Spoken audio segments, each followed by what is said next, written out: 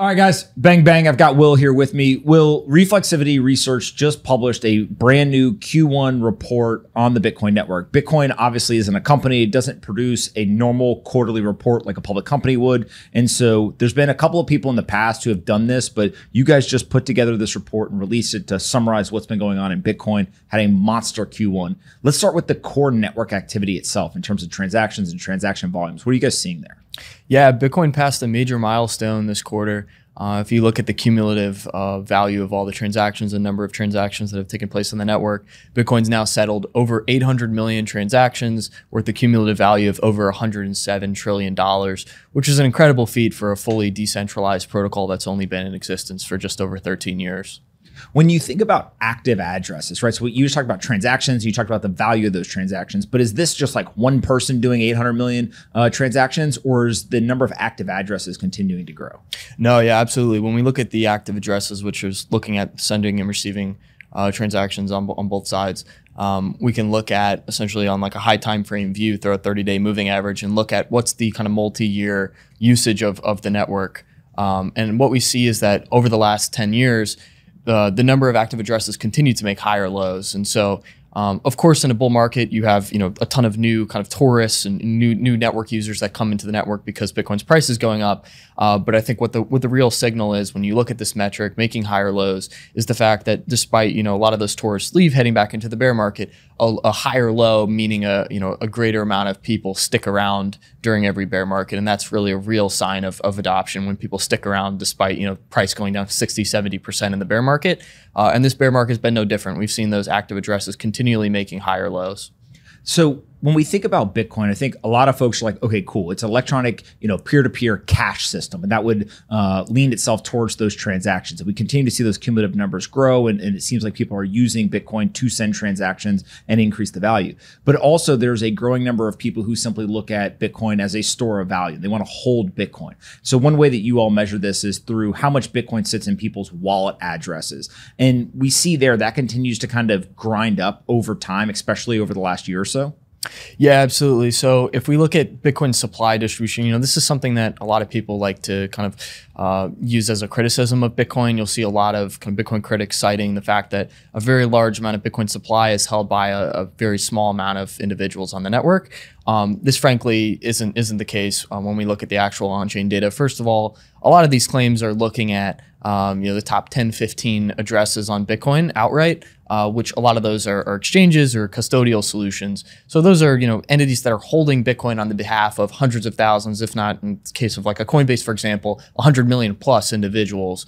And so when you actually look at the real data in terms of batching these transactions together, labeling out the exchanges and custodian solutions, when we look at the percentage of Bitcoin's overall supply held by entities that hold less than 10 Bitcoin, which at a 28K Bitcoin price is roughly $280,000, we can see that total value of the amount of supply held by those individuals with less than 10 BTC has continued to climb throughout all of Bitcoin's history. We've seen a real acceleration in that over the last 6 to 8 months, and that value is now over 17%. And so what does that mean from kind of a first principles basis? It's showing you that Bitcoin supply distribution is continually becoming more favorable over time.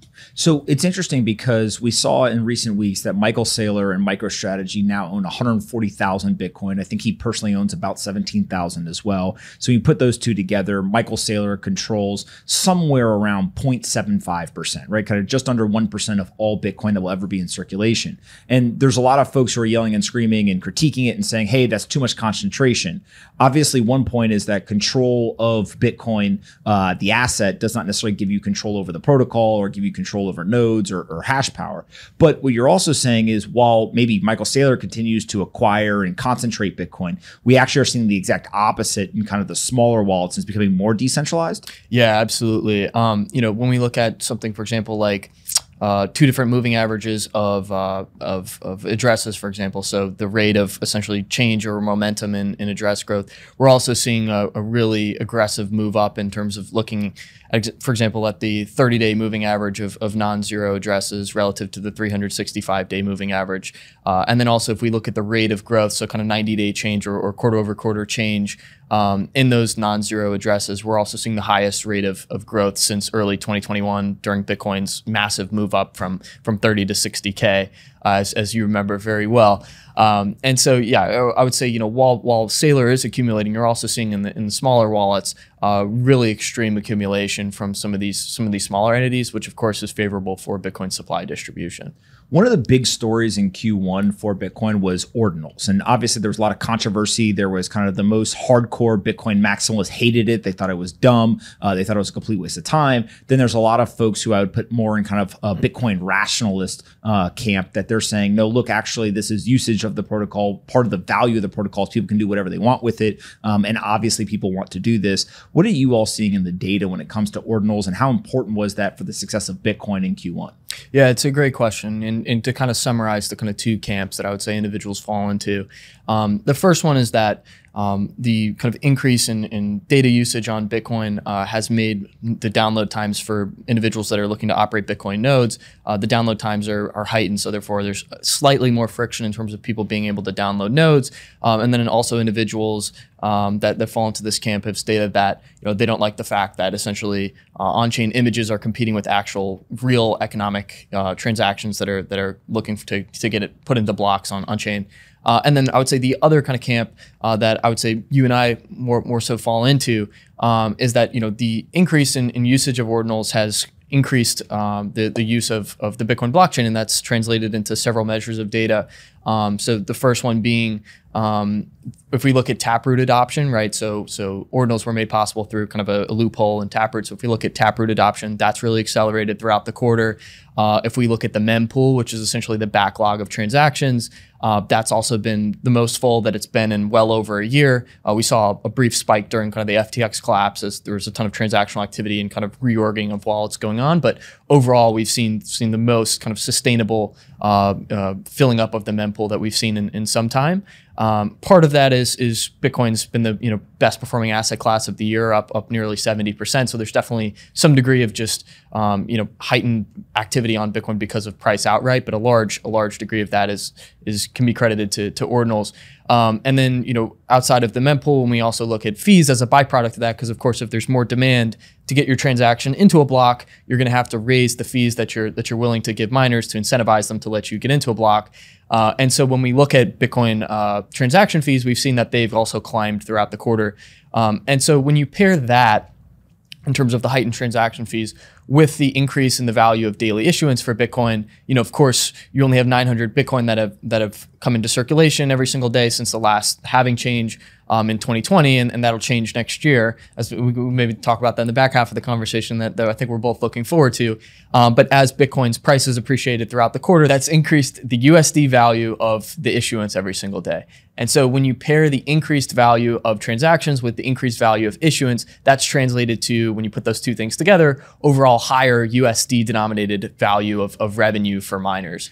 And so ultimately, that's a very positive thing for the security of the network, because when you pair that with also global energy prices declining, it's more favorable for miners, and we've seen that translated into hash rate ultimately. What's fascinating is if you look at total transaction fees for these miners over the last 5-6 years, the two big peaks were actually in the kind of final capitulation of the 2018 bear market, right? Kind of Q4 of 2018. And then in the summer of 2021 was another huge peak. And that was kind of the valley, if you will, when we drew down from 60,000 to back down to 30 before we went to an all-time high. And so what's interesting about the use of ordinals here and kind of the mempool filling up and transaction fees increasing is this is not because of market volatility, right? This is not necessarily being driven by a negative event. It's actually being driven by what many people think is a positive event. Do you think that is important for Bitcoin, or do you think that no, it's just whenever people want to use it, whether it's because market's going down or there's positive impact, we should just look at it as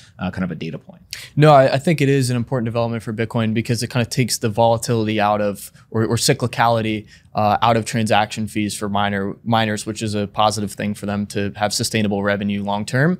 And then also, as we look out into the future, whenever the block subsidy goes away for miners and they're solely relying on fees, I think you and I kind of fall into the camp of over time, as Bitcoin supply issuance kind of plateaus out, you'll see more economic activity on chain because the value of Bitcoin likely appreciates by then, and then you'll have more people actually spending Bitcoin into the overall economy. But also, I would say that ordinals add an even another kind of layer on top of that in terms of potential activity that could drive fees for miners over the long term, which allows the Bitcoin network to continue to be sustainable from an economic perspective. So this brings us to the Puel multiple. This thing has been deadly, right? Explain what it is. And then we saw kind of second half of 2022, we hit kind of this like green zone that everyone looks for. Does that signal that we actually have seen the bottom of that bear market and we now are in the early days of the next bull market? Yeah, sure. I would pair this with a couple other kind of on-chain indicators that you can look at from like a kind of multi-year, like high time frame view of Bitcoin's quote unquote market cycles and has kind of behaved thus far in these like 4-year market cycles and appears to be doing so thus far. First of all, I would say that Bitcoin thus far, again, is following those historical kind of halving cycles for better or for worse. It's also eerie how closely they've also tied in with the broader kind of liquidity cycles from monetary policy from the Fed. But yeah, looking at the Pomp multiple specifically, as we mentioned earlier, the USD value of issuance has gone up, and that's a positive thing for miners. This is exactly what this metric tries to encapsulate. So if we look at what is from a first principles basis this metric trying to illustrate, it's what's the USD value of miner issuance every day that they're bringing in relative to the trailing 365-day moving average. So essentially, how much revenue are they bringing in from issuance every day relative to what they've been making over the last year? And so whenever we see this kind of capitulatory behavior where we see this sharp kind of spike down into that green zone that you talked about, which is somewhat arbitrary based on like prior cycles, what that's indicating is partially a byproduct of price, but just that miners under extreme stress. So whenever we get to the bottom of every single Bitcoin cycle, you see miners kind of sustainability or viability tested in terms of how they're running their operations. We saw a major miner capitulation at the back half of 2018, and as we saw this spike down on the Puel multiple in the back half of this year, in the back half of 2022 into the beginning of this year, we saw kind of similar capitulatory behavior in terms of hash rate coming offline and looking at some like moving averages of hash rate that have kind of indicated capitulation from miners as well as selling from miners in terms of looking at the on-chain wallets. So yeah, this kind of from a like cyclical perspective marked this like very similar behaviors to what we saw in 2018 and also in 2015 as well. And then from kind of a forward-looking perspective, what does this indicate? Well, it indicates that potentially the worst is behind us for miners. And then again, kind of what I mentioned towards the beginning of the conversation when we talked about ordinals, it's taken some of the pressure off of miner margins, which as kind of a second order effect of that, likely decreases the amount of sell pressure that's going to come online because miners no longer have to sell their Bitcoin to kind of keep the lights on. Yeah. When you think about something like the Lightning Network, I know that you guys didn't spend a ton of time doing the analysis for the Lightning Network for this specific report, but it seems like the Lightning Network continues to gain adoption and continues to kind of grow at an impressive pace. Is that a fair way to characterize it? Yeah, I would say the Lightning Network has held up quite well over the last few quarters, despite the kind of like broader market decline in Bitcoin.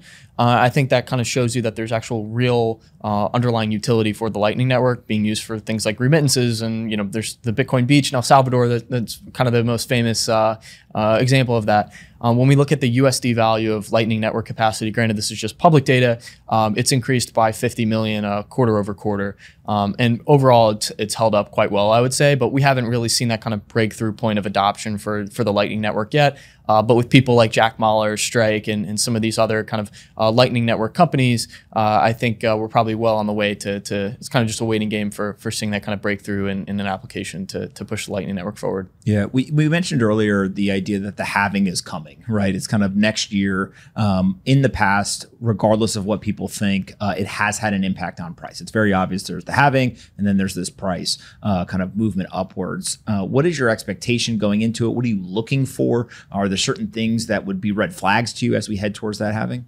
What does the halving mean for anyone who doesn't know? It means that the amount of Bitcoin that come into circulation is going to be cut in half. So it's going to go from 900 Bitcoin every day to 450 that have come out into circulation every single day. And so in theory, if you have the same amount of demand and then a decreased amount of supply that's coming into circulation, that should cause an upward drift in price.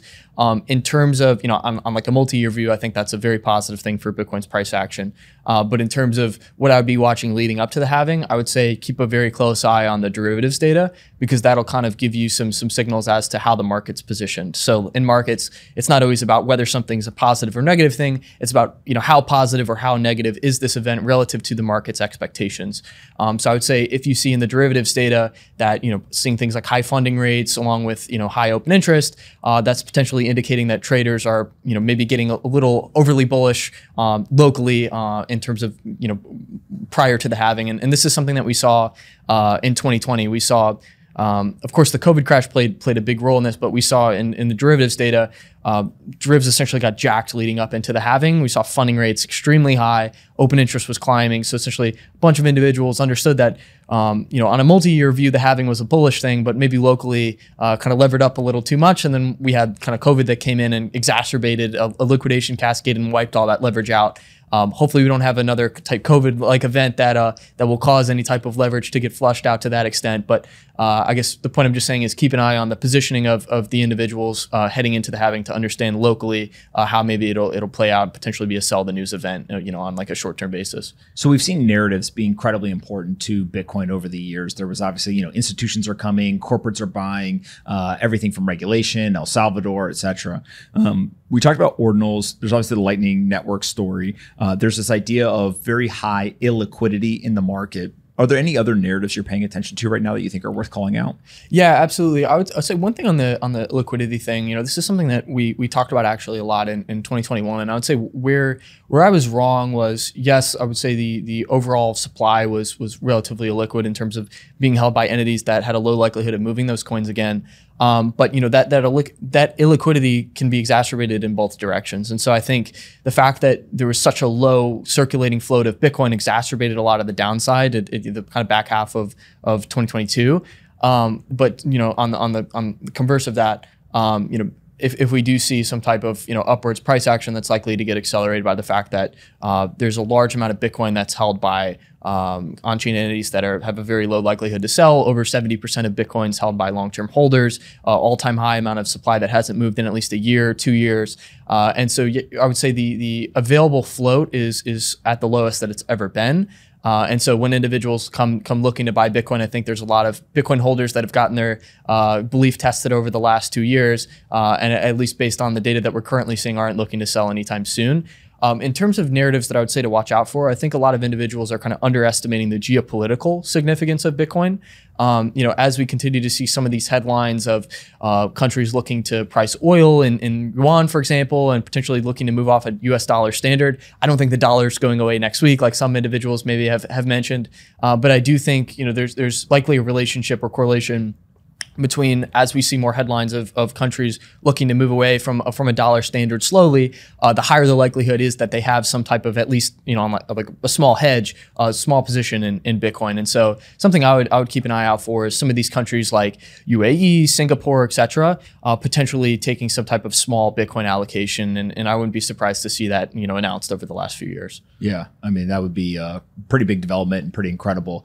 Where can people go find you online or find out more about Reflexivity Research if they want to get this in their inbox? Yeah, absolutely. You can check out Reflexivity at reflexivityresearch.com. We're also on Twitter at ReflexivityRES. And then you can check me out on Twitter at WClemente. Awesome. Well, anyone who wants, highly suggest go and subscribe Reflexivity Research. These guys are doing a fantastic job digging into the data. They are creating all sorts of different reports. And I've been learning a lot from them. And it's pretty cool to be working with Will and the rest of the team. So if you want, go check it out, reflexivityresearch.com. I appreciate you doing this. We'll do it again in the future. Thanks, Pomp. Talk to you next week.